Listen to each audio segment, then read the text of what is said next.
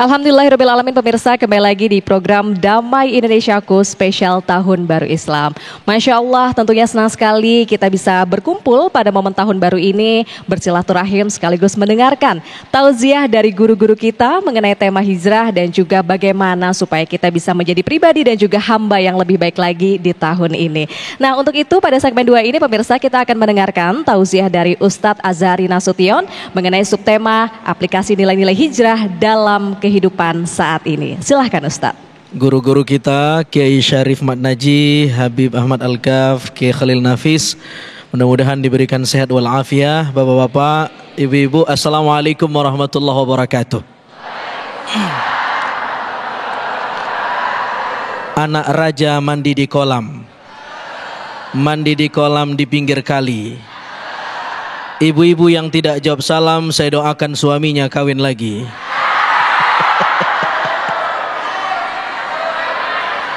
Alhamdulillahirabbil alamin. Allahumma salli ala sayyidina Muhammad wa ala ali sayyidina Muhammad. Bapak-bapak, ibu-ibu yang dimuliakan Allah, tema kita hari ini dahsyat sekali, menapak tilasi di balik perjalanan hijrah Nabi sallallahu alaihi wasallam. Perjalanan yang dilakukan oleh manusia yang agung, karena itu mesti pesan moral dan nilai spiritualnya juga dalam.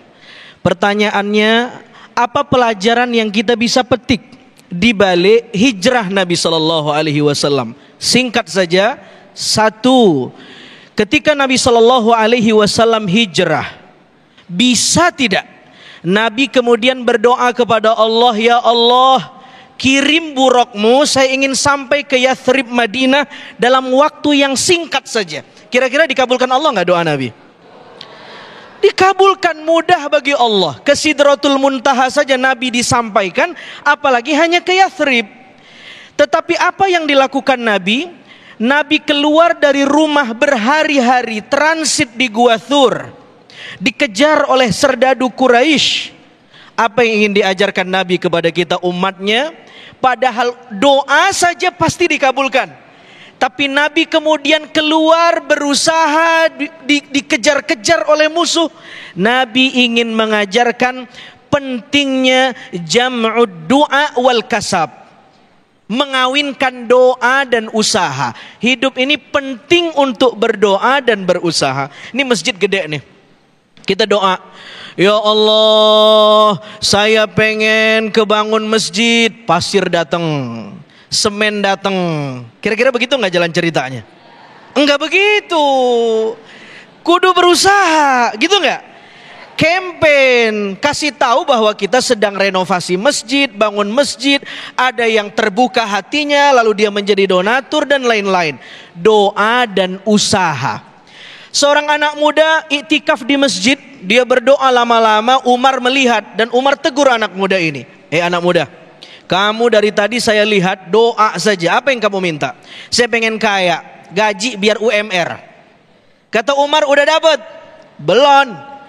Gimana kamu mau dapat? Innas sama la tumtiru dhahaban wala fiddah. Karena langit tidak menurunkan hujan emas dan perak kalau kamu cuman berdoa tapi tidak mau berusaha. Jadi agama kita ini bukan agama yang fatalis, bukan agama yang pasrah, tetapi juga bukan mengajarkan kesombongan. Para ulama mengajarkan berdoa tanpa berusaha bohong, berusaha tanpa berdoa sombong. Jadi jam'ud du'a wal kasab, ini yang diajarin Nabi. Nabi berusaha keluar rumah berhari-hari. Lalu kemudian di tengah perjalanan ketika mau keluar dari rumah, Nabi membacakan sepotong ayat dalam surah Yasin yang populer kita baca malam Jumat. Wa ja'alna min baini aydihim sadda wa min khalfihim sadda, sampai seterusnya. Kami jadikan dinding di hadapan mereka, dinding di belakang mereka. Dan Nabi taburkan pasir. Apa yang terjadi? Orang-orang yang mengepung rumah Nabi tidak melihat fisik Nabi sudah melintas keluar dari rumah. Ada doa dan usaha. Bu, masih hidup gak nih? Nih ibu pulang nih ke rumah, ya, ketemu polisi di jalan, baca ini ayat. Wa ja'alna min baini aydihim sadda wa min khalfihim sadda. Insyaallah kena tilang. Karena polisinya juga baca Yasin malam Jumat. Ya. Yang kedua, apa pesan moral dari peristiwa hijrah Nabi Shallallahu Alaihi Wasallam? Nabi, coba kita lihat siapa saja yang berperan untuk suksesnya hijrah Nabi. Satu, ada Abu Bakar. Beliaulah sponsor utama perjalanan Nabi, menyumbang 2 kendaraan onta untuk menjadi transportasi Nabi ke Yathrib. Ada Abdullah bin Abu Bakar, anaknya Abu Bakar, tugasnya menjadi informan. Nabi transit di Gua Thur. Abdullah bin Abu Bakar datang ke Gua Thur malam-malam ngasih tahu, ya Rasulullah, jangan keluar dulu dari Gua Thur. Ini engkau dan ayah saya masih dicari-cari sama menjadi buronan serdadu kafir Quraisy. Jangan dulu keluar. Itu tugasnya Abdullah bin Abu Bakar. Yang ketiga, ada Asma binti Abu Bakar, penyuplai logistik. Bawa makanan, sore-sore pergi ke Gua Thur, datang kasih ke Nabi. Siapa lagi? Amir bin Fuhairah, budaknya Abu Bakar. Apa tugasnya? Abdullah dan Asma pergi ke Gua Thur. Jejak kakinya ada di kaki Jabal Thur. Kalau tidak dibersihkan alat buktinya, bisa ketahuan Nabi ada di atas. Apa tugas Amir bin Fuhairah? Menghilangkan bukti.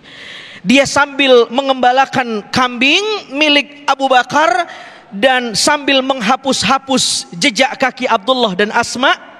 Dan sore harinya dia memerah susu kambing itu dan dia antar ke Nabi SAW. Hebat gak kira-kira strateginya? Apa pelajaran yang kita bisa ambil? Ahamiyatul istiratijiyah, pentingnya strategi.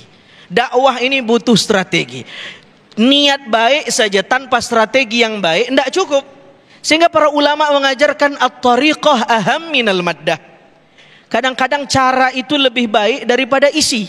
Ibu pengen bangunin suami, bagus gak? Niatnya cakep nggak? Caranya kurang cakep. Bangun bang, udah subuh. Udah bangkotan subuh masih dibangunin. Suami bangun nggak kira-kira? Bukan cuman suami yang bangun, piring di dapur bangun. Niatnya baik, caranya nggak baik, gitu nggak? Coba bangun tuh pelan-pelan. Assalamualaikum ayang beb. Dipijit dahinya capek ya. Bangun yuk sholat. Enggak bangun juga. Assalamualaikum. Suami sendiri.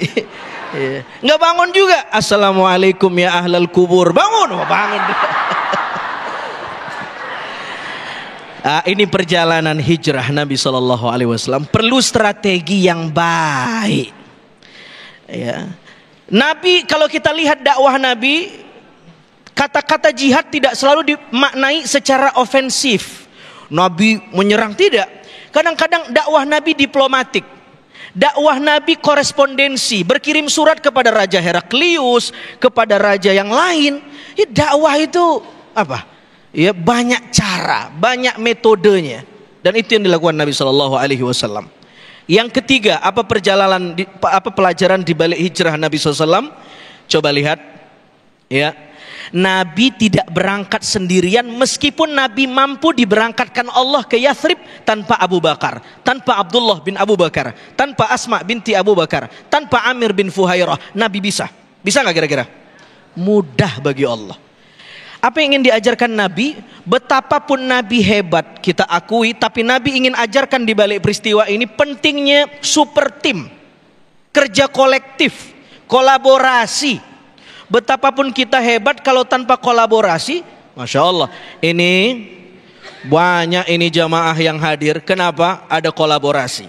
Ada pihak TV One, ada pihak DKM, ada ibu-ibu majelis taklim, ada narasumber.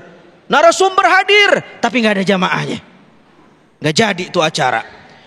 Jamaah datang, narasumber nggak datang, nggak bisa. Perlu ada kolaborasi. Itu yang kata Nabi SAW, al-jamaah rahmah, wal furqah azab. Bersama-sama itu rahmat, tapi berpecah belah, ya, itu azab. Terakhir, di balik peristiwa Nabi ada satu sosok yang jarang dibahas orang, namanya Abdullah Uraikid. Jadi ketika Nabi keluar dari rumah, Nabi lewat jalur selatan. Yang menjadi tour guide-nya adalah Abdullah bin Uraikid, orang non-muslim. Dialah yang menyampaikan Nabi ke Yathrib. Andai tidak ada orang non-muslim ini, Nabi tidak sampai. Apa pelajarannya? Dengan hijrah, Nabi ingin mengajarkan tentang toleransi dan inklusif, menghargai orang lain. Lah sekarang ada fenomena setelah dia hijrah, dia makin eksklusif. Jangankan kepada yang lain agama, yang satu keyakinan dia eksklusif. Yang diajarkan Nabi, syumuliyatun Nabi fil muamalah. Selagi babnya muamalah, bukan akidah, maka kita boleh berpartner, berteman, bersahabat dengan yang beda agama. Wallahu ta'ala a'lam bishawab. Mudah-mudahan kita bisa bumikan makna di balik hijrah Nabi sallallahu alaihi wasallam. Sallu ala Nabi Muhammad. Allahumma salli wa sallim wa barik alaihi. Terima kasih Ustaz Azhari Nasution yang telah memberikan satu tausiah luar biasa sekali di segmen kedua ini. Ada caps lock, ada satu caption yang sangat menarik, yaitu di balik hijrah ada doa dan usaha yang kuat. Hijrah bukan hanya berpindah dari satu tempat ke tempat yang lain, namun ada komitmen yang luar biasa sekali. Ada komitmen yang kuat untuk betul-betul berubah menjadi lebih baik. Sebelum kita berkomitmen, kita bermuhasabah atau berkontemplasi untuk merenungi dosa-dosa atau kesalahan masa lalu agar tidak diulangi lagi dan menjadi lebih baik. Nah, selengkapnya insya Allah akan disampaikan oleh guru kita Kiai Haji Syarif Matnaji. Sesaat lagi tetaplah di Damai Indonesiaku.